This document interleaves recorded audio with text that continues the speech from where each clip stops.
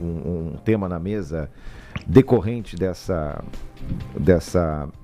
participação da Marina e do papo que a gente teve agora há pouco, Alvarez, Joana. É óbvio que existe uma preocupação imediata com a questão do fornecimento de energia, frete, tudo mais que a gente está falando, né? O bloqueio do Estreito de Hormuz, 20% da circulação de petróleo e tudo mais. Mas tem um outro ponto aqui, a gente passou por esse ponto, Alvarez, queria que você falasse mais um pouquinho sobre isso, que a gente debatesse aqui, que é a questão das bases militares, né? As bases militares, vamos usar uma expressão antiga, aliadas, né? As bases militares do Ocidente. E europeus, com ou sem razão, estão incomodados, bastante preocupados com isso, né? Felipe, olha, o que a Marina trouxe ali é importante. Você já imaginou alguma vez na história recente da humanidade o Reino Unido dizendo que não tem condição de entrar numa guerra? A Alemanha também não tem, a França tem alguma condição. A gente está vendo uma Europa muito enfraquecida, descobrindo que o seu principal parceiro, os Estados Unidos, não são confiáveis. Eles já tinham descoberto isso em 2022, quando os americanos não fizeram muita coisa com relação à Ucrânia, ou não fizeram praticamente nada, e agora estão vendo que o Trump faz uma guerra lá com o Irã, deixando a Europa no meio. Por que o Keir Starmer lá do Reino Unido não quer ceder a base? Porque o Reino Unido fica muito perto do Irã. O míssil iraniano pode chegar no Reino Unido, não vai chegar lá em Washington. Até poderia, é difícil, mas no Reino Unido está perto. Então a Europa está se vendo mais uma vez no meio de uma confusão que ela não criou, que veio primeiro com o Putin na Ucrânia e agora o Trump e Israel criando essa confusão lá no Irã. E aí eu queria trazer aqui para o debate também, Felipe, acho importante, a posição do Benjamin Netanyahu, o primeiro-ministro israelense, que é diferente da posição americana. Netanyahu é o grande interessado nessa guerra. O Trump justifica dizendo que é por causa do povo americano, em defesa do povo americano. Balela. A gente sabe que não tinha risco para os americanos nenhum.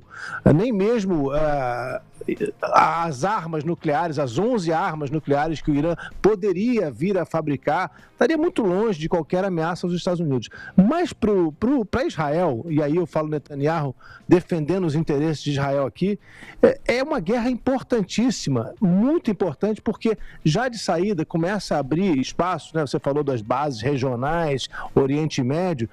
Israel começa a se aproximar de novo, por exemplo, da Arábia Saudita, que era uma relação que vinha sendo normalizada, eles não têm boas relações, vinha sendo normalizada antes da Guerra de Gaza, isso foi interrompido, mas agora eles se tornam aliados de novo. A Arábia Saudita detesta o Irã. O regime iraniano é o oposto da Arábia Saudita.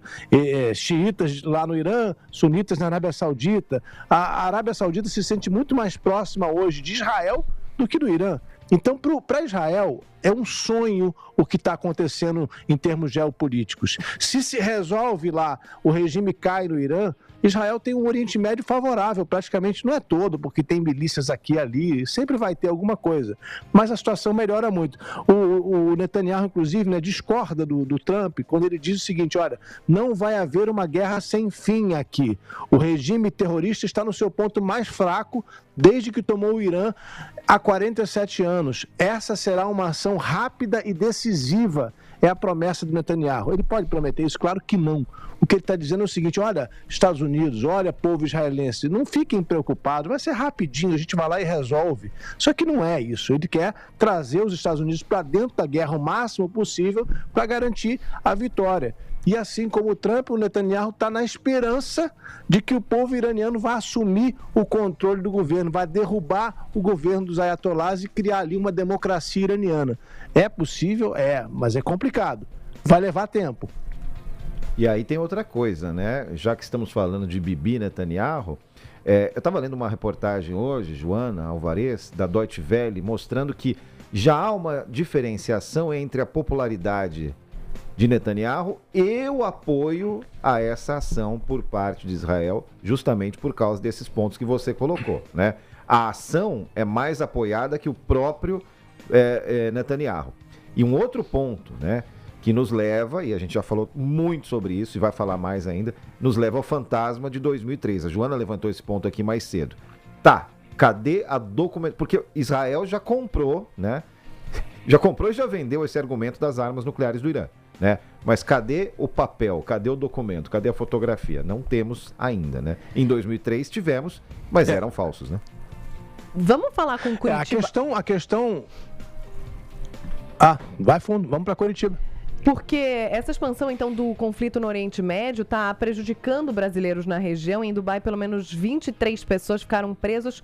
Isso num cruzeiro turístico. A gente agora há pouco trouxe a situação dos aeroportos, dos voos. O Leonardo Gomes tem mais informações sobre esse cruzeiro. Fala, Leonardo.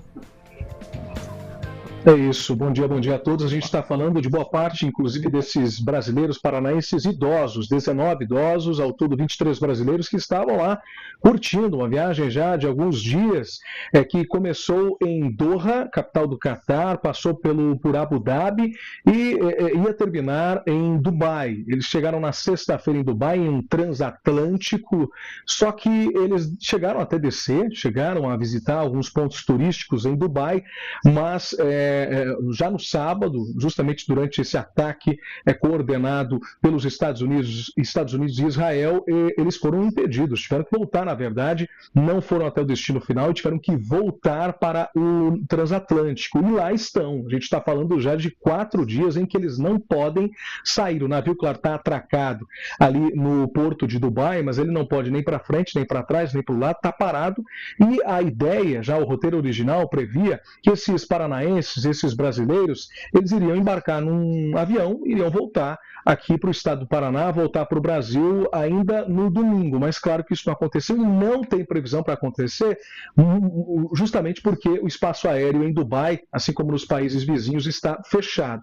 A guia de turismo, Cristina Strick, responsável pelo grupo, conta que durante um passeio que estava acontecendo, eles ficaram sabendo que a guerra começou.